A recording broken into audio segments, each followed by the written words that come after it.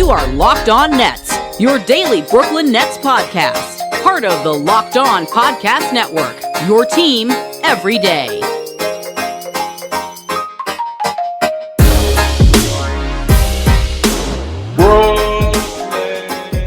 Brooklyn, yo. All right, welcome back to the Locked On Nets podcast on the Locked On Podcast Network, your team, the Brooklyn Nets, every single day. I'm Doug Norrie, owner-operator, DFSR.com. If you need some projections for FanDuel or DraftKings, NBA, NFL as well, go head on over to DFSR.com. Usually on the other side of this is Adam Armbrecht, the host of the One Giant podcast. He is not here today. Huge upgrade on the podcast. Right here we have Chris Milholen coming in from NetsDaily, author of the book Basketball Beyond Borders, the Globalization of the NBA. If you're listening to this, you've been probably reading his breakdowns, post-game breakdowns that he's doing for every single game, including a ton of other insight on the Brooklyn Nets. Chris, how's it going, man? Thanks so much for joining us. What's up, brother? How you doing? More than an honor to be on this with you. So can't wait to chop up some Nets basketball. Yeah, it's been a really interesting kind of up and down beginning of the season, trying to get other people on that know, more than us to talk about how the season's been going so far, how things are kind of shaping up in, the media's eyes. Chris is obviously a prominent member of the Nets media here, so wanted to get his opinion. Wanted to start first, though, sort of like some of your background, like how you came to start covering the Nets, how it came to be that you're, on the front lines, let's say, of injury stuff and James Harden quotes and, making the pulse of the pulse of the team and the pulse of what's happening after the game. How did you, give me a bit of your path as well as the book too, of sort of like your trip into the world of NBA basketball media? Yeah, sure thing. So obviously I'm 23 years old. So a lot of kids in my position are not in this realm of what I'm doing right now, especially in this field. Right. So like I always had an idea throughout high school, even growing up, that I wanted to be in sports, right? Whether it was on the business side, journalism side. So I went after high school. I went to Montclair State, which is a local public school in New Jersey. And my freshman year, I studied business. And then, when you're in college, you get that reflection. You kind of it gets hit in your head. You're like, do I really want to do this for the rest of my life? Because at that time, I was doing business, right? So I was in sports marketing at that time, and I was like, you know what? I feel like I should make a switch now before I get into the junior and senior year. Before you may have to take a fifth year, extra courses, for the credits and everything. So I decided, let me go with journalism because I've always been like a conversation talker, always been very good at writing. And like I said before, I always had an interest in sports, especially what happens behind the scenes. So when I was at Montclair, I studied television, digital media with a concentration in sports media and journalism. Met a lot of great people there, such as Philip Bondi, who's obviously his son Stefan works for the Daily News covering the Knicks now. Kelly Whiteside as well, who works for the New York Times, and a couple other people as well. So when I got there, they did a very good job of kind of really incorporating that real world experience into Montclair. It wasn't really nothing correlated with the Nets, but it was more so, okay, go cover the college basketball team, college soccer team, go interview this coach, those type of things. And in addition, they also had a couple of events in the city where you got to really meet people in the field. So when I first started writing, like in the very beginning, obviously for guys that traced me way back when I had maybe 10 or 15 followers, I always used to just post Microsoft Word documents on Twitter after the games, right? So just quick notes or kind of a makeshift, very raw version of a recap, notes on the game, anything that really stuck out to me. And then after a while, I started reaching out to a couple online companies, digital organizations, and Elite Sports New York picked me up. Wrote just kind of really anything I get my foot in the door there. So I did my first article ever was the internationalization of the NBA. Then I kind of dived into some more Nets because they weren't really in the Nets coverage at that time. Obviously, we didn't have credentials or anything. It was more so, okay, go behind the TV, write it up. Then I went to Fansided after that. That was more Nets focused than everything because then at that point, it was still covering behind the TV and stuff. But at that point, I started getting invited to other little RSVP events, such as like D'Angelo Russell's New Era event in 2019 where I met Anthony Puccio, which a lot of you guys know. So I met him there, and then from there on, after that D'Angelo Russell event where I interviewed D'Angelo and everything, and it was me, Michael Scotto, and a couple other media guys that were there. It was an NBA 2K19 launch event. Interviewed D'Angelo, asked him a lot of Nets-based questions that I knew that a lot of people didn't ask because I've always been one of those guys that really read all the news from Greg Logan at Newsday, Brian Lewis, The Post, anything that has the word Nets on it, I'm going to read it every single day. So I noticed what was out there and what wasn't. So I asked a lot of unique questions that kind of didn't fit that category. NetsDaily was very interested, and then we kind of just joined forces in 2018 and been there since. And obviously, like Doug, since you've been following my work for a very long time, I started with the Long Island, did a lot of Long Island covers there when Anthony and Billy were doing the Nets. And then once Anthony departed, I kind of subbed in his place with covering the Brooklyn team. So and then been here ever since. And then obviously it's a work in progress, and I love what I do. And then I guess to just trace back on the book, when you're in college, obviously better, as well, the field of sports journalism is very demanding, controlling, and at the same time, it's a very hard field to really get your foot into when you're young, right? Coming out of college. So I was like, what is that main thing I could really attach to my resume that most 23 or 20 early 20-year-olds don't have? And it's a book. So worked with Philip Bondi. He kind of showed me the ropes, how to get it done, how to talk to people, sourcing, communications, and all that in the book. And when I was thinking of a topic, like I mentioned before, the first article I ever wrote was about the internationalization of the NBA. And I had family in Spain, so I had a good feel of what the basketball culture was like over there. And put it together, published in December 2019, and definitely want to get another one out. Definitely exploring options right now, but at this point, just enjoying the Nets coverage so far. Yeah, so like sometimes people, we'll get into net stuff here in a second, but sometimes people, like, they ask like the big questions, like how do you get started? How do you end up on NetsDaily? How do you end up covering the team? And like Chris just gave a pretty good primer for what you do. Is you just go out and do stuff because stuff will happen. It's not like you're not reinventing the wheel here. It takes a lot of work. Writing a book is absolutely no joke. And most some people will say one of the biggest things that drives me absolutely batty is when someone says, I'll write a book one day, because I just want to just wring their neck out and say, like, that's just not how it works. It's not how it works. It's so hard. And like the thing is too, like the biggest piece of advice, I'm always one of those guys that answer my direct messages on Twitter, especially if they're fans or people that look like a lot of people in college or young journalists as well. Because obviously I'm in their shoes, but they wonder, hey, like you said, how did I get here? Or how do you navigate this stuff? Biggest piece of advice I always give these guys is experiment with content. Like you have to be unique here, and like you can't just be the guy that just kind of writes up stories and like does like the norm, what you guys see with usual beat writers, what they do. Exploring the podcasting like we're doing right now, video editing. Obviously a book is it took me 2.5 years to write. If it really, it takes a while. Like you just said, it's not really a joke. It's a lot of work, and obviously a lot of editations go in. So like the biggest piece of advice I always give people is just experiment, because when you experiment too, you could also find other avenues that you may find even more interesting than what you actually might want to pursue. Oh yeah, it's great. And like, Montclair State go Redhawks. So they no, it's you got the whole background. It's perfect. It's, and like I said, if you're not already following Chris's work, you just have to be. And if you're just looking for a bit of inspiration around again, like just how to get started, the way to get started. You mentioned a lot of other people out there like Puccio and these other guys, like Billy too. Like this is the key to all of it is know what you're talking about, but actually first just go do it and you'll figure out a little bit more as you go. Exactly. All right, let's talk a little Nets here. Or a lot of Nets, as the season is, very, very early on in its infancy. And we've already had, as per the NBA, what feels like a million ups and downs. Yeah. Let me ask you, sorry, because this has been a hot topic for conversation, especially for fans of the show and people out there listening, is like, were you or are you or not at any point sort of worried about James Harden's game as you watched early in the season? 7 games in, feels like we've already gone the through 7 stages of whatever through James Harden, and it's been only 7 games.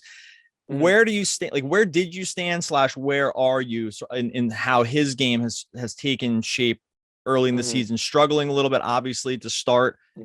Feels like it got, maybe I'm leading here too much here, but like feels like it got maybe sorted out a little bit. But where do you stand right now on sort of the timeline of James Harden's game as a top, let's say at worst 10, probably higher player in the NBA?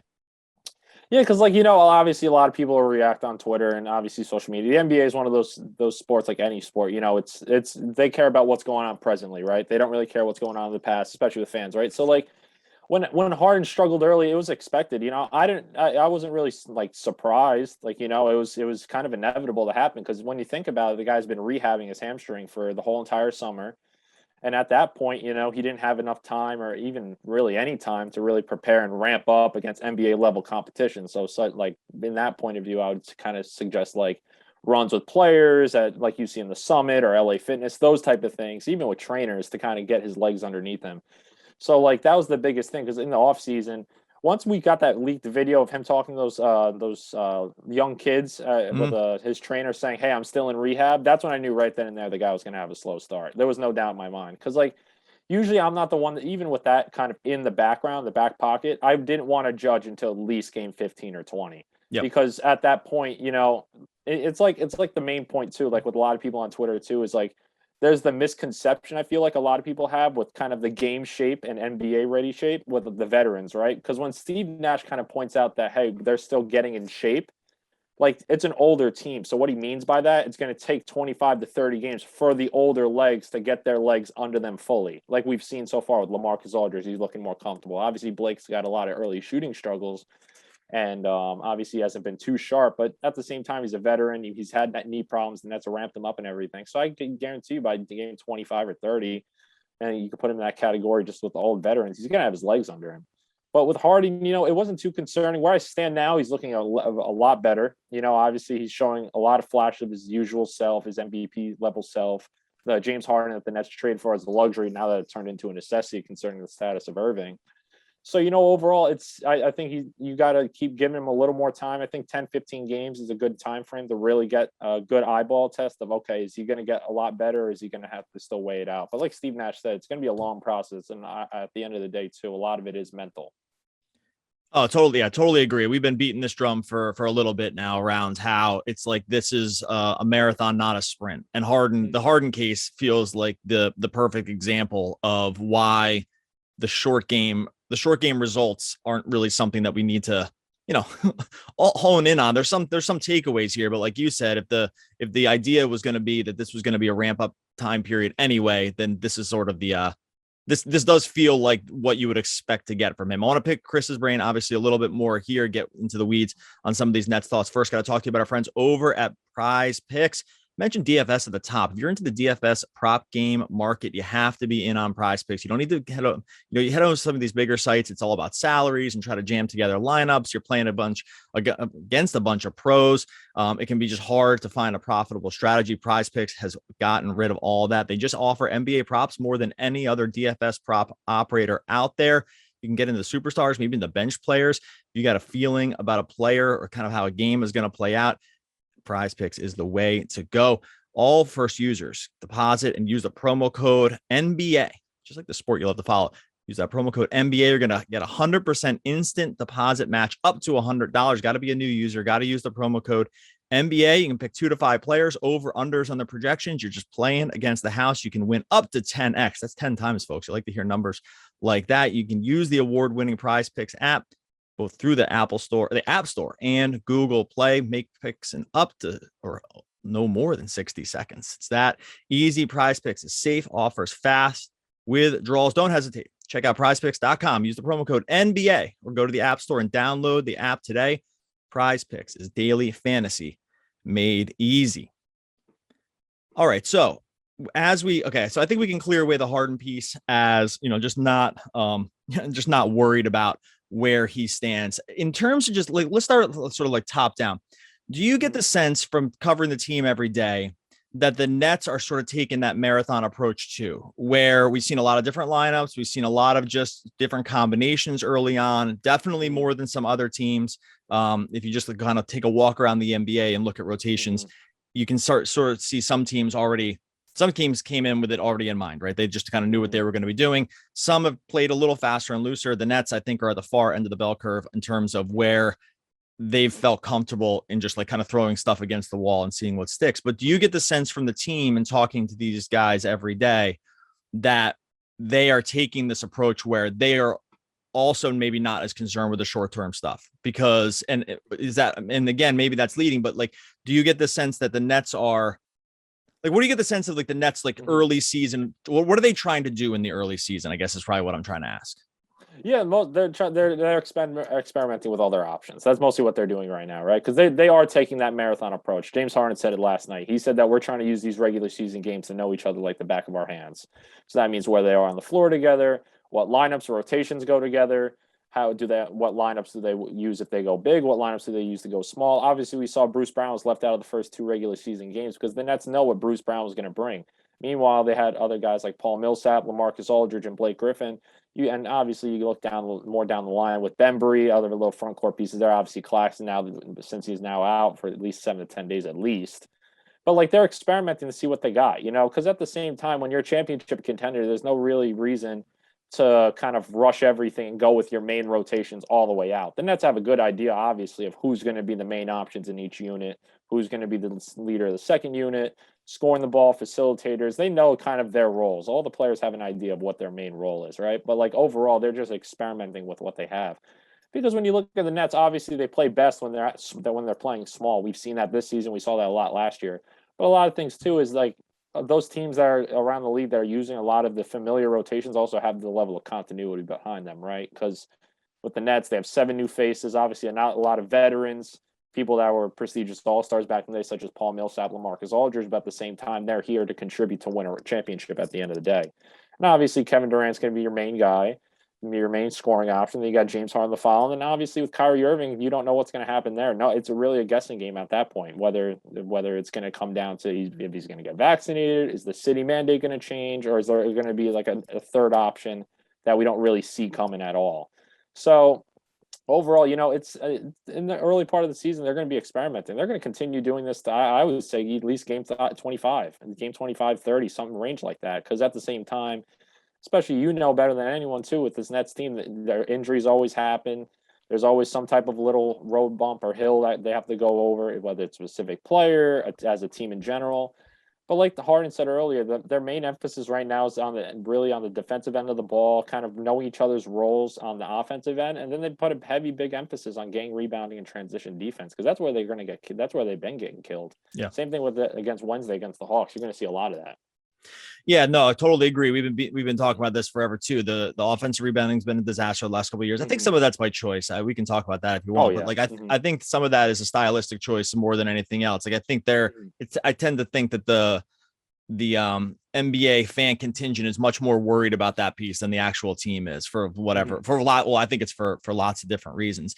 Do you think when they put together this team, like, so in the old, in the marathon theme, we'll get, by the way, we're going to get to Kyrie. I have questions about Kyrie. I'm going to wait till that. We're going to push that a little further down, but in terms of the way that you're seeing this team kind of come together here around those central ideas, right? Around the things that maybe are problematic for them.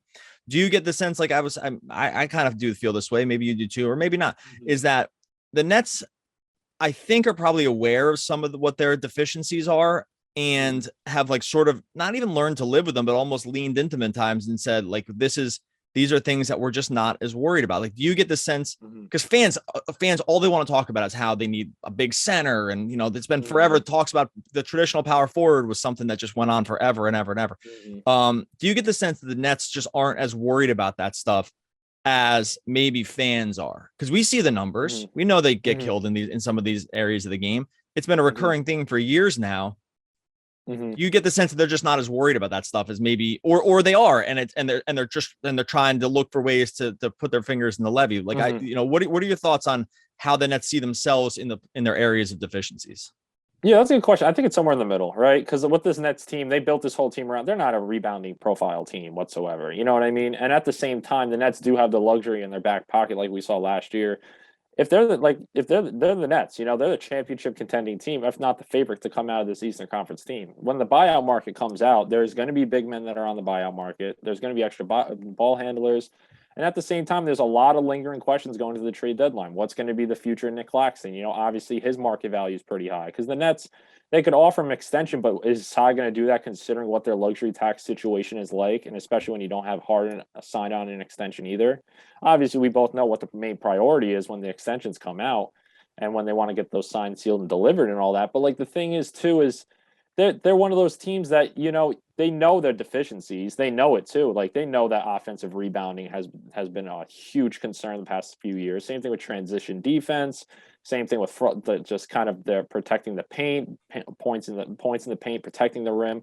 All those have been main flaws and really been the way that teams really been able to beat the Nets because they know that is the weak area of this team. Obviously, the offense is going to be the offense, but other teams look at it, be like, okay, like you could imagine Atlanta's going to go into Wednesday's game thinking, you know what, we're just going to really push the tempo on the early offense and kill them in transition. And we're also going to attack them in the pick and roll when they have LaMarcus on the drop, or they have really whatever the case, because Atlanta has a lot of options. Same thing with a lot of other teams that are young and fast, especially with that when they play small. So the Nets, like, to answer your question as a full, they know the deficiencies, but I think it's somewhere in the middle. I feel like they are going to approach it. I think I've always been a strong believer. Same thing with Matt Brooks. Me and him always talk about this all the time. Like, we think that they're going to be able to pick up a ball handler come the trade deadline or the buyout market. I really think that's going to be the one area they really pick up. Because when you look at Patty Mills, for example, he's the guy that I would rather prefer him to be off ball, because we saw what he could bring. He's a sharpshooter from three. He's a big culture setter. He could really kind of tick to the crowd when they play with that hustle intensity, that kind of blue collar mentality. And overall, he's a leader at the end of the day. He knows how to play with stars. We saw him in San Antonio with the big three down there. And then you look at other guys. So there's Javon. Obviously, he's been in a little bit of a slump late, but he's shown signs of like bright light and stuff like that. But I guess kind of just put that whole thing with a bow on top of it. They know the deficiencies, but at the same time, they're kind of just trying to fill the cracks as best as they can. Yeah, totally agree. And I think sometimes, folks want to use the current iteration of the team to think that it's going to be the final product. It never is. If you look back at this point last season, I mean, not the point in the calendar, but the point in the NBA calendar, James Harden was on the team. Spencer Dinwiddie had been lost for the season. Now, like, this is like, these are the things that sort of happen. And then all of a sudden things change literally overnight. There's not going to be something like that happens with the Nets team this year. They're closer to the final product than they were, last year at this time. But the rotations and stuff you see now are just never, that's just not what happens. Game 7 and game 25 and game 82. I can give every number and extend out the podcast here if we wanted to, but like game 82 and then game 100 as we get into the playoffs, it's just all going to be different. I think having sort of a steady hand approach around how you view the team is, frankly, it'll just take add years to your life. You take years off your life when you worry about every little single thing here. In terms of the guys they brought in this year, you mentioned Patty Mills. We kind of just did a round robin on some of the other guys. Has there been, outside of him, because you kind of gave a nice breakdown of him, has there been a player that you've been either surprised with in a good way or a bad way? We're not getting as much here. Adam and I have talked about things that have been sort of nice surprises, or things have been like, oh, that's interesting that this isn't happening as much. Has there been one of the guys, Millsap, Javon, you talked a little bit about him, DeAndre Bembry, Aldridge, who's had a couple big games. Like, has there been something that stuck out to you around this new group that you didn't expect? And it can be on the negative side if you wanted to. Yeah, I would, I guess the negative side that I would lean towards, which a lot of people don't really notice too much, is the loss of Mike D'Antoni. That's something that I really kind of look forward to, right? Because you could see in their offensive sense, their sets and stuff. D'Antoni is very well known for giving players a lot of freedom if their sets didn't really go through. Because when you see the Nets, when they run a lot of offensive sets, obviously they do a lot of improv, which you have to do when your sets don't go through. But you could also see that they sometimes get a little too unselfish when the sets really don't run through. They pass the ball a lot. Obviously they're still feeling each other out, whatever the case is. That's one, but that's very minor. But I guess in the early games, it has to be LaMarcus Aldridge for me. Honestly, because with LaMarcus Aldridge, no one really knew what kind of state he would come back and be, considering obviously what he had with the abrupt retirement, with the heart condition and everything. And, he's been really consistent. His level of comfortability has just really surprised me. Obviously, we already know he's automatic in the mid-range, and he's a solid defender overall. I wouldn't call him great in any aspect, you know what I mean? But he fits the Nets on the offensive end of the floor. Patty Mills, obviously, like you mentioned, obviously that's everyone's biggest surprise. No one really expected him to keep drilling threes off the bench and really become like a big culture setter with Brooklyn and kind of make that impact right off the bat. But he's up there. But it's LaMarcus Aldridge for me too. And at the same time, I haven't really seen too much of Paul Millsap to judge yet. Because obviously we saw him a lot in the preseason, and then obviously he's been out now for personal reasons. And we don't know how long it's going to be. Probably maybe a couple of days or two. I'd imagine it goes stretches onto the road. But I would say the safe answer right now is easily Marcus Aldridge and his production.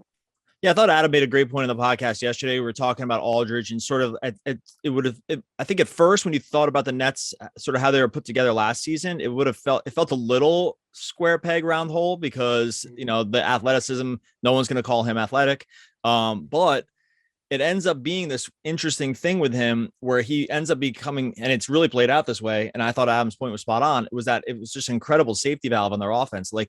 Where his ability to sort of just find these shots that most teams aren't usually defending and not defending well. The fact that he can drill them down with like near 100% accuracy, at least so far this season, has been this incredible, even like late shot clock safety valve. Oh yeah.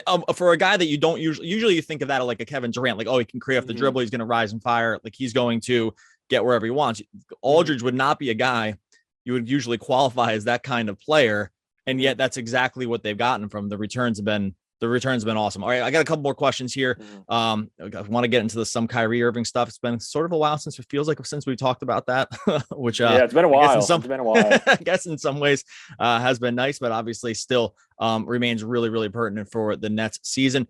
First, got to talk to you about our friends over at Shopify. Shopify is giving entrepreneurs the resources once reserved for big businesses. So upstarts, startups, established business alike can sell anywhere. You can synchronize online, in-person sales effortlessly. Stay informed.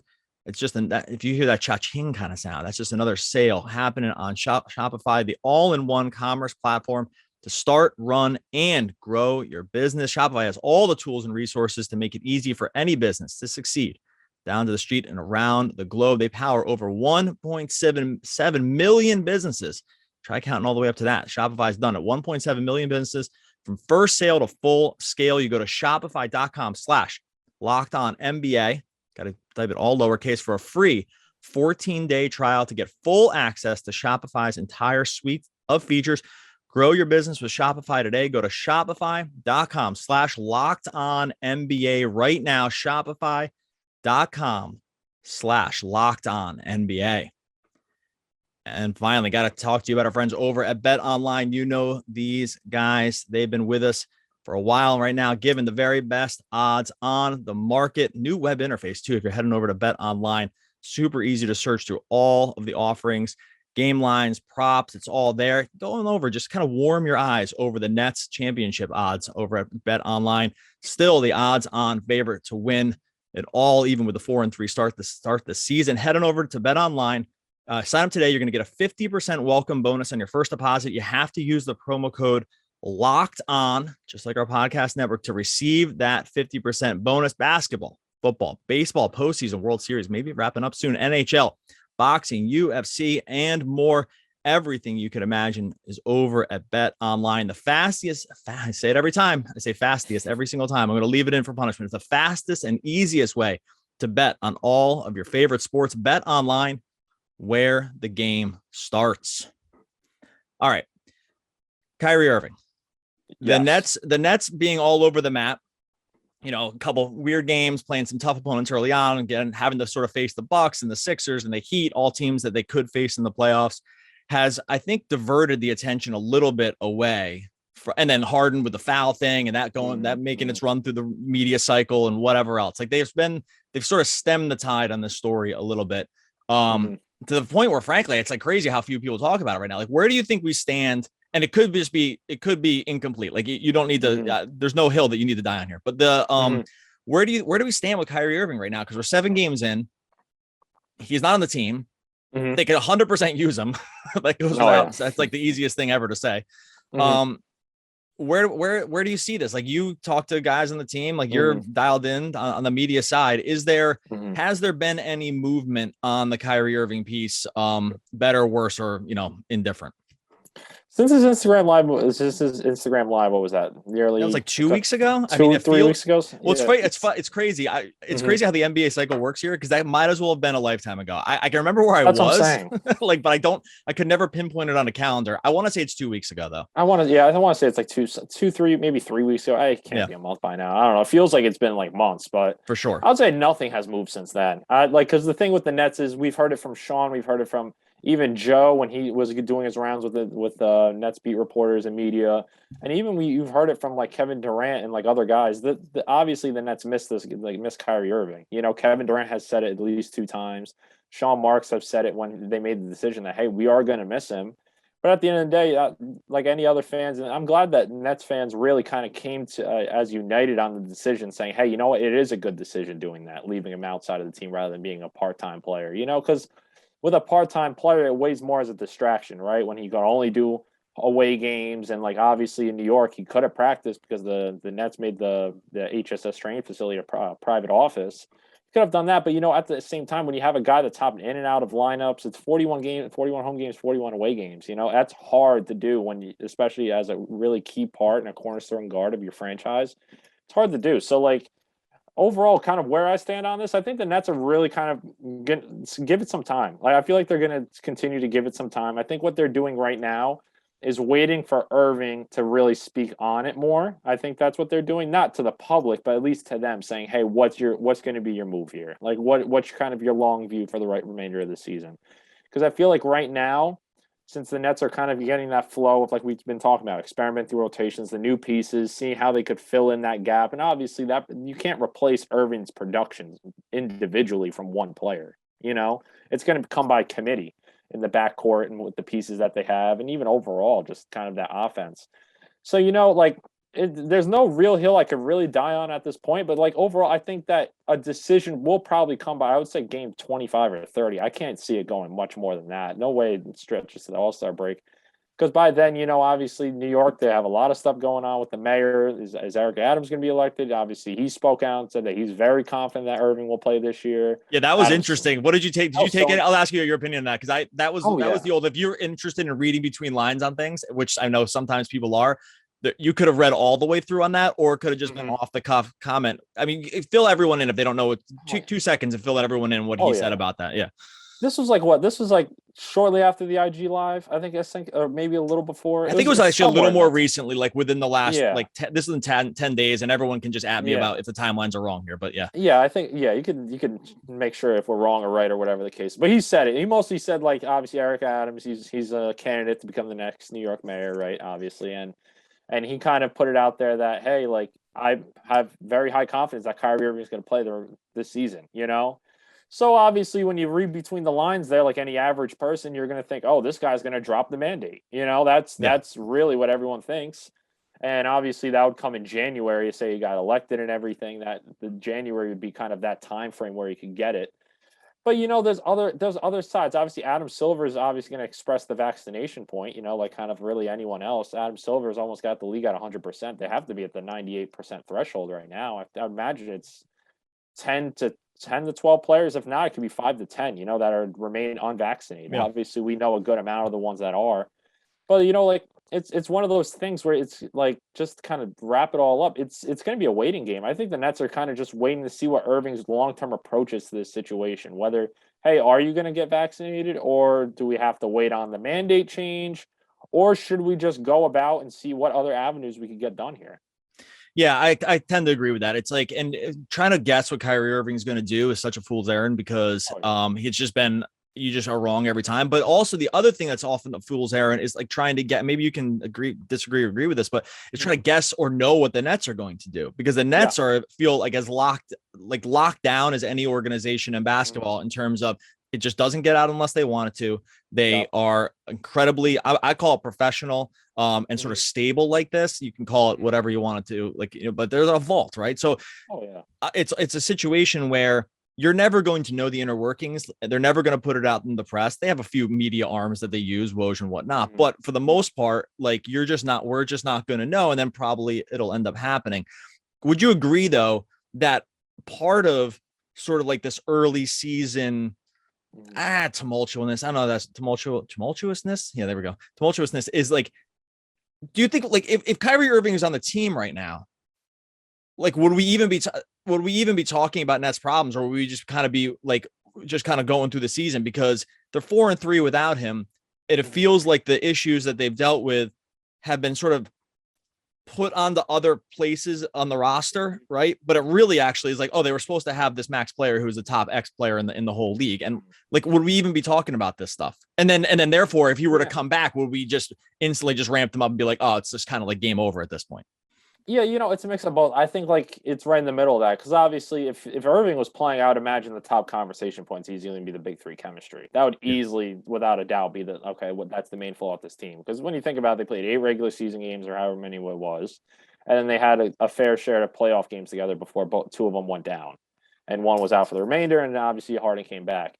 So it would be there, but like like you said with the Nets, they're a lockdown organization when it comes to this stuff. Plus, a lot of people got to remember too, Irving doesn't have any representation. He's a solo guy. He doesn't have an agent. He's a solo guy. He runs his own operations. Obviously, he's got men in his corner and his group and stuff. But it's one of those things where reporters can't really reach out to his agent or whether it's a publicist. All this, he's more on the independent route compared to a lot of other NBA players. And with the Nets too, they don't want to have this kind of hovering over their head as a distraction early. And they've done a very good job, like you said, kind of keeping it in a vault, kind of keeping it low key and private.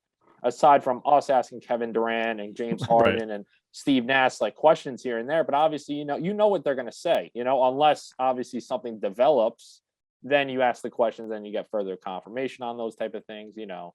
Those things and everything. And even with Steve, the way he addressed Irving's Instagram live video when we asked him the next day, he mostly said he's like, I didn't watch it. He didn't really want to entertain it too much. He's I didn't watch it. Like I just did not see it. And obviously he saw it. It's the Nets head coach here, and obviously when you're a head coach of the Nets and you see all the reports coming out, what Irving's saying on the live stream, it wasn't like he was just talking about whatever. He really drilled down the whole vaccination point for the whole 25-minute thing.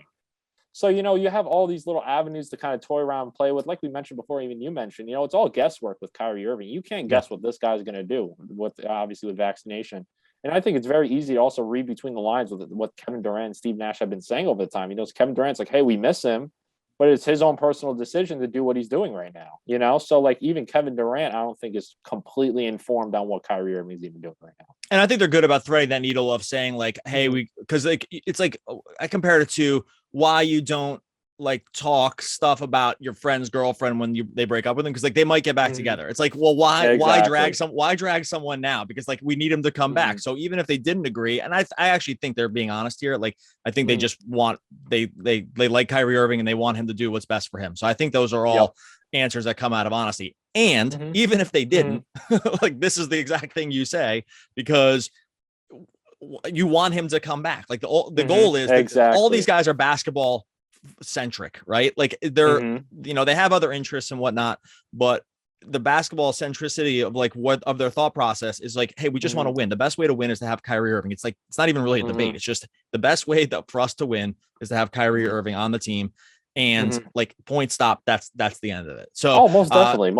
Because the thing is, if you don't mind me just adding a quick point, because with the Nets too is they care a lot about their players. We've seen this over the Marks regime, with Blake Griffin holding him out for 4 weeks, ramping him up. Obviously, Paul Millsap ramping him up. You have all these little instances. It's why Aldridge came back. It's why Aldridge came back right away and signed with them without even entertaining another thought. He knows what goes on there.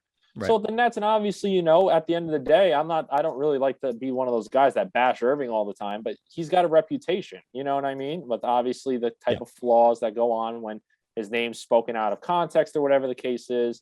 We've seen it with the Celtics in his later years with the Cavs. Those type of things. So the Nets know what can happen if they do leak a lot, or if they do say a lot of stuff that's premature to the situation, So it's not I think they're handling it pretty well, but overall, the main thing here is that I think they're just giving him time to really think about the long-term view of the status. 100%. All right, we'll get out of here with this. What are you looking for over the next couple of games? Is there anything, one thing specifically, one or two things, or nothing? Maybe the Nets are a finished product, but that you'll be looking for over the next couple games with the Nets as they come out of the weekend. Obviously, you talked a little bit about the Hawks. There's something you're going to kind of be keeping an eye on over this next few that you want to see from the team. To just you can take that any way you want. Yeah, I think overall, like I said, they're going to continue to experiment. It's not going to be like it's been in the first couple games. It's obviously going to slowly decrease as the games go on. But I would like to see some more firm rotations. You know what I mean? And plus, at the end of the day, too, the G League season is just starting up. So obviously, Cam Thomas, Day'Ron Sharpe, are they going to go down there for a little bit when the season opens up?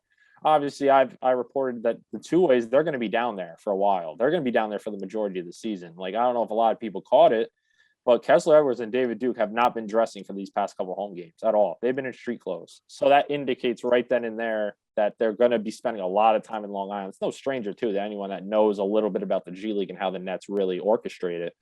So, outside of firmer rotations, I would say a little bit. I want to see a little bit of what Bembry could really contribute on the offensive end. That's something that's really caught my eye. Like right after this, I'm going to write up something on Bembry from the quotes we had yesterday. But like, I'm really intrigued to see what he can bring because I like how he drives the ball. I do like how he spaces. He's great at cutting. I really like him as a cutter on this team, especially like we saw yesterday with the backdoor cut off the Harden assist. A lot of kind of a series and pairs of just cuts in general that were really clean. He has a good feel of the game in that aspect, especially when you pile up the stars on the floor with that. Obviously, Bembry hasn't really played with a lineup with James Harden and Kevin Durant a lot. But, you know, for him to show that elite cutting ability, which he quoted yesterday saying he was born with it, you know, like if you have those, that's an interesting piece because you could have him as, okay, can he kind of follow some type of role, not the same exact role as Bruce Brown, but can he fill in that kind of mystery role kind of as just a real good cutter on this team? You know, that's something that's interesting. Plus, he's non-guaranteed on his contract. It's inevitable that he's going to be guaranteed, I'd imagine, by this point. But he's there. Same thing with Bruce. I would like to see, is that 3-point shot really reliable? Obviously, the Nets aren't going to want him to take more than 2 or 3 attempts, but, right. You know, at least he could hit 1 or 2. And then outside of that, you know, James Harden's the main thing. Can he rack up a couple pairs of consistent 20, 30-point games, or at least high assist games, 14, 15, 16 assists, kind of show off that vintage Harden? I'd say those are my major kind of things to look out for these next stretch of games. 100%. Yeah, we compared Bembry to Bruce Brown yesterday. It's like it's almost like a slightly bigger, possibly even more athletic version of him. I was like interesting to see how that's going to play out. By the way, it's good to have multiple guys like that. I don't think one sort of cuts out the other. It's like the way the Nets play specifically, having a couple guys that can do that, especially kind of with the way Aldridge plays, which is opposite, actually is sort of complementary in a way that, yeah, because I was actually.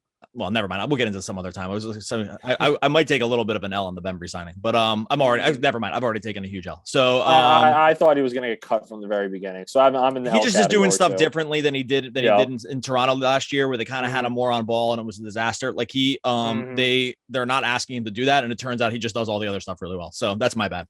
Anyway, all right. That's Chris Milholen from NetsDaily, author of the book Basketball Beyond Borders: The Globalization of the NBA. You can give him a follow at C Milholen SB. I'll put that link in the show notes on Twitter. It's a good chance you're following us that you already follow him. So, but just in case, you go over to C Milholen SB.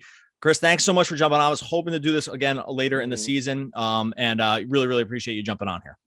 Most definitely, Doug. Thank you so much for having me on. Great time chopping up a lot of Nets hoops, and more than willing to come on again. Great time. Awesome. Thanks, man.